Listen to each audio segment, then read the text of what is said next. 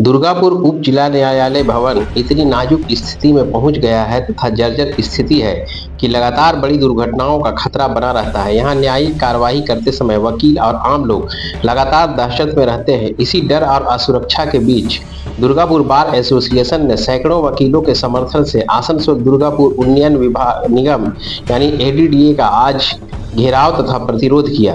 उनकी मांग है कि निगम को नए न्यायालय भवन के निर्माण में त्वरित और प्रभावी भूमिका निभानी जरूरी है। दुर्गापुर के वकील सौमेन मित्रा ने स्पष्ट शब्दों में कहा, न्यायालय की यह दयनीय स्थिति हम सभी के लिए दहशत का कारण है।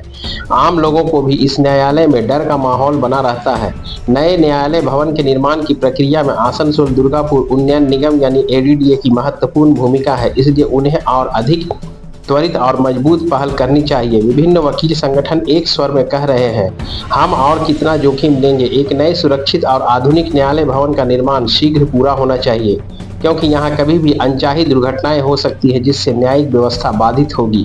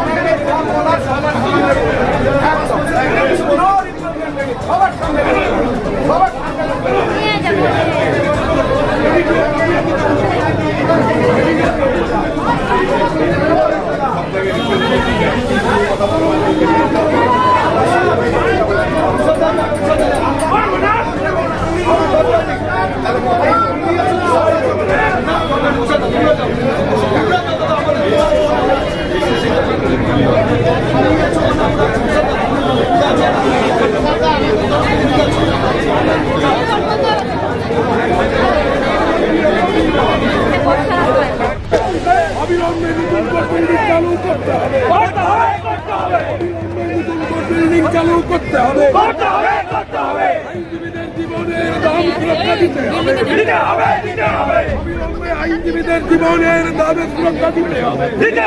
আমাদের আন্দোলন চলছে চলবে, আমাদের আন্দোলন চলছে চলবে, কর্মীদের স্বার্থে আমাদের আন্দোলন চলছে আমাদের আন্দোলন চলছে চলবে। আইনজীবী বন্ধুরা আইনজীবীদের নিরাপত্তা ব্যবস্থা করতে হবে, অবিলম্বে নতুন আদালত ভবন তৈরি করতে হবে, নতুন আদালত ভবন তৈরি করতে হবে, আইনজীবীরা কাজ চালু করতে হবে, দিতে হবে।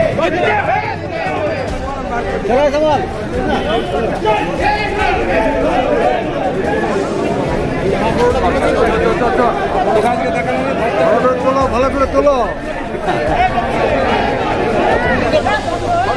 কেমন আছো? ফাটিয়ে দিলি, বন্ধ করে রাখতো, ফাটিয়ে দিলি, ওরা ফাটিয়ে দিলে তাই না?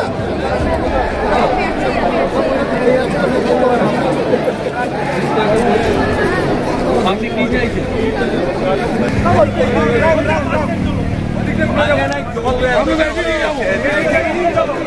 বিল্ডিং চলো, ডাইরেক্ট বিল্ডিং করতে হবে, বিল্ডিং করতে হবে।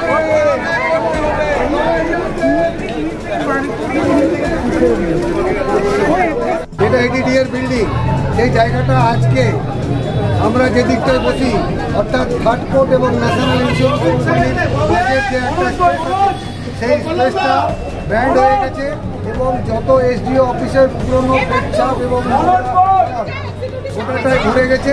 কিন্তু আমাদের না পাশের ন্যাশনাল ইন্স্যুরেন্স কোম্পানিরও ফাইল সব ঢুকে গেছে। এর মতো অবস্থায় আমরা ওইখানে প্রায় 150 থেকে 200-250 লোক ওইখানে থাকি। তাছাড়াও লিটিগেন্ট পাবলিক যাওয়া আসা করলে সেটা 500 হয়। এমতো অবস্থায় এই একটা বিপজ্জনক পরিস্থিতির মধ্যে আমরা আছি এবং আমাদের জীবন সংশয় আছে। যদি ওইখানে আর বেশি দিন আমরা থাকি তাহলে হয়তো দেখা যাবে যে হুড়মুড় করে কোর্ট বিল্ডিংটা ভেঙে একটা অংশ আমাদের ঘাড়ের উপরে পড়ে গেল এবং সেখানে অনেক জীবনহানি হতে পারে, অনেক লোকের ক্ষতি হতে পারে। দীর্ঘদিন ধরে তো নতুন বিল্ডিং এর কাজ চলছে দীর্ঘদিন ধরে, সেখানে কি যাওয়ার কোনো ব্যবস্থা এখনো পর্যন্ত হয়নি। জানি না, ওটা অনারেবল কোর্ট দেখছে, সেটা অনারেবল কোর্টের ব্যাপার। কি চাইছেন আমরা চাইছি যে অবিলম্বে এই পুরনো কোর্ট বিল্ডিংটাকে শিফট করে নতুন জায়গায় নিয়ে যাওয়ার ব্যবস্থা করা হবে।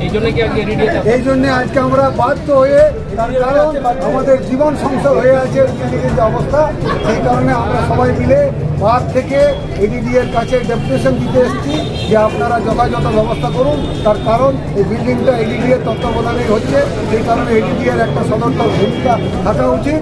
আমাদের এইটাই দাবি। এই দাবি নিয়ে আমরা আজকে এডিডি এর কাছে এসেছি এবং আমরা চাই যে যত সম্ভব, যত তাড়াতাড়ি সম্ভব, খুব সত্তর এই কোর্ট বিল্ডিংটাকে নিয়ে ওইখানে যেটুকু কাজ বাকি আছে সেটাকে কমপ্লিট করা হোক, যাতে করে লয়ার এবং লিটিগেন্ট পাবলিকদের জীবনহানির থেকে বাঁচানো যায়। আমাদের দাবি পেশ করার জন্য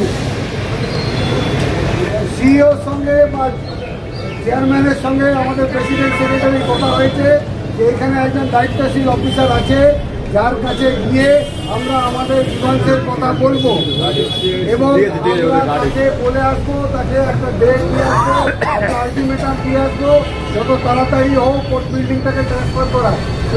এই সিচুয়েশনে আমরা এখান থেকে একটা ডেলিগেশন টিম গিয়ে তার সঙ্গে কথা বলবে। সবাই তো আর ওই অফিসে ঢুকতে পারি না, আর সবাই কথাও বলতে পারি না।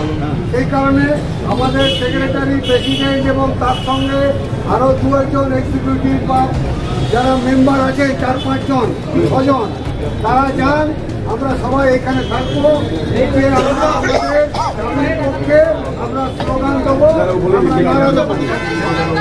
দেখে যাবে সেটা সেক্রেটারি বলে দিচ্ছে।